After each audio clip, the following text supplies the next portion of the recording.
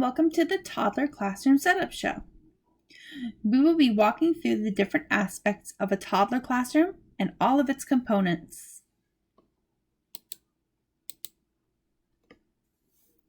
Toddler classrooms have several different areas, including the welcome area for family, areas for children to explore their interests, also known as centers or interest areas, a dining area, and a diapering area.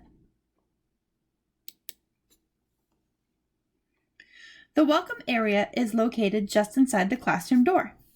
It should be inviting and organized in a way that families know where to look for information, as well as where to find their child's belongings. This welcome area has all of the cubbies labeled with the children's names and photos.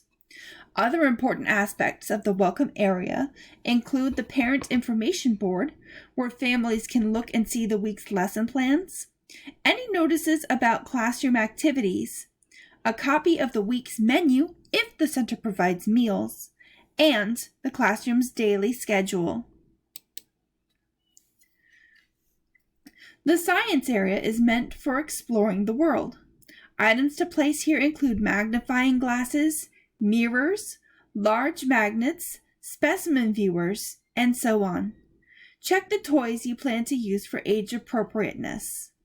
Found objects must be greater than 2 inches around to prevent choking, and they must not have small pieces which can become detached.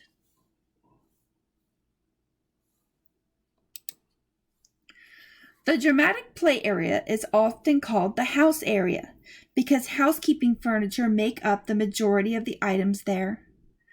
This area includes a toy stove and sink, pretend foods, and a small table and chairs, and baby dolls. Other items could include a doctor's kit, dress-up clothes, purses, shoes, and cooking tools. Music. Music is important in young children's lives. Children benefit from playing with instruments because of their cause and effect nature. As children interact with them, they create sounds. Some classrooms have space for a music area, while others have their instruments at the gathering area. The cozy area should include a carpeted floor and stuffed animals or cushions for the child to relax and cuddle. It should be placed in a quiet area of the classroom and should be invited for children to seek it out when they are upset. Other items that could be included are photos of families, pictures of feeling faces, bubbles, or pinwheels, which are kept out of children's reach unless being used with an adult.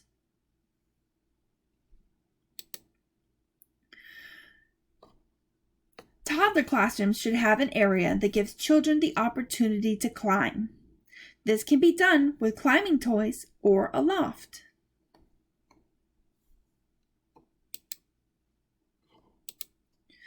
While books should be present in all areas of the classroom, there should also be a library area in toddler classrooms. The books here should be sturdy, filled with illustrations and little text, and many should be touch and feel or other interactive books. The block area is a place to build and explore using miniatures. Blocks become towers, fences, trees, castles, and more, while children have the opportunity to add toy cars, doll people, balls, toy animals, and so on. This is a gathering area where circle time is held. Children are not required to stay through the circle time, but they are invited to sit and join in. More information about circle time can be found at the link at the end of our video.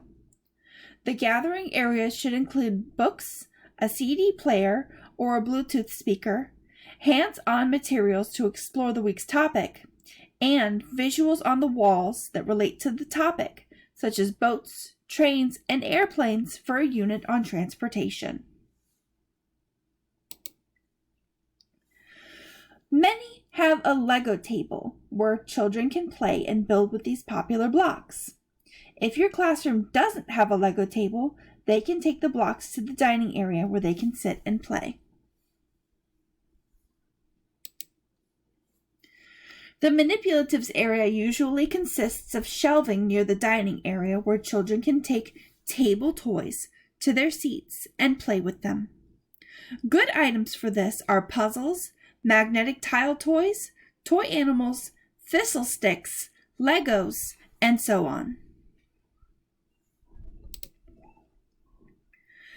The dining area is a multi-purpose area which includes tables and chairs.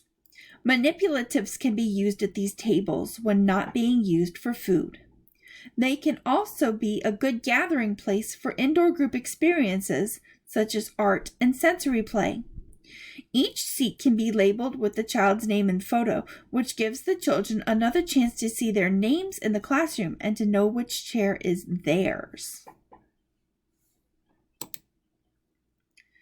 The diapering area should be organized to make diapering quick and efficient. Children's diapers and wipes should be labeled, and extra clothes should be stored in a bag or bin with the child's name and photo. Diaper creams should come with a doctor's note and be kept out of children's reach, as well as being labeled with the child's name. The sensory area, also called the sand and water table, can be filled with all kinds of materials, including sand and water, but also colored rice or dry pasta. This area should be set up for older toddlers who are not putting objects into their mouths and should always be closely monitored by a teacher.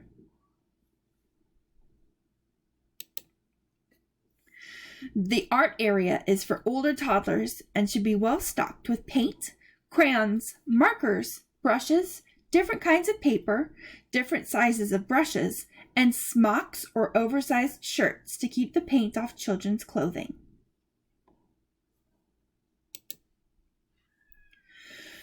The Who's Here board shows the total number of children enrolled and has photos of the children which are moved between present, absent, and went home. This is a wonderful way to track how many children are in the classroom and to keep an accurate count for lunches. There is space to write which children need supplies, as well as space to write in the week's topic and the breakfast, lunch, and snack counts. In this video, you can see it next to the family tree, which the creative curriculum recommends for teachers to put up as a display for family photos. They make the classroom friendlier for children as they see their families every day.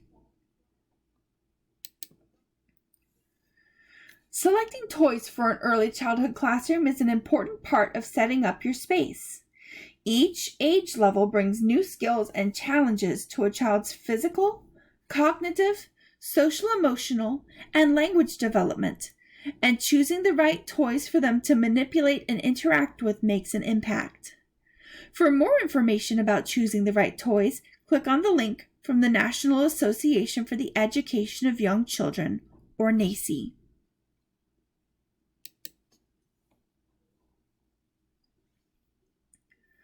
Here are some tips for you as you work to set up your classroom. Make sure that all areas of the room are clearly visible by the teachers. DCF requires that infants and toddlers be within caregivers' sight and sound at all times. This is because infants and toddlers are at a higher risk than preschoolers as they explore the world around them. Ensure that there is space for everyday routines and experiences. A familiar place for the activities you've planned helps children to feel safe and secure, knowing what comes next. Organize your classroom for efficiency. Label all of the places where things go with photos as well as the items' names. Place feeding items near the dining area, diapering things near the diapering area, and so on. Use furniture to divide the sections of the classroom. Separating the classroom into areas makes it easy for children to find the place where they want to play, as well as helps to prevent running through the room. Keep loud areas separate from quiet areas. This allows children who need a sensory break to have a quiet place to play. Remember comfortable seating for adults. There should be chairs and/or floor seats for all teachers in the classroom. Make different levels for crawlers and toddlers to explore. Spaces for children to climb, sit, stand, and play allow for children to be more active in their explorations.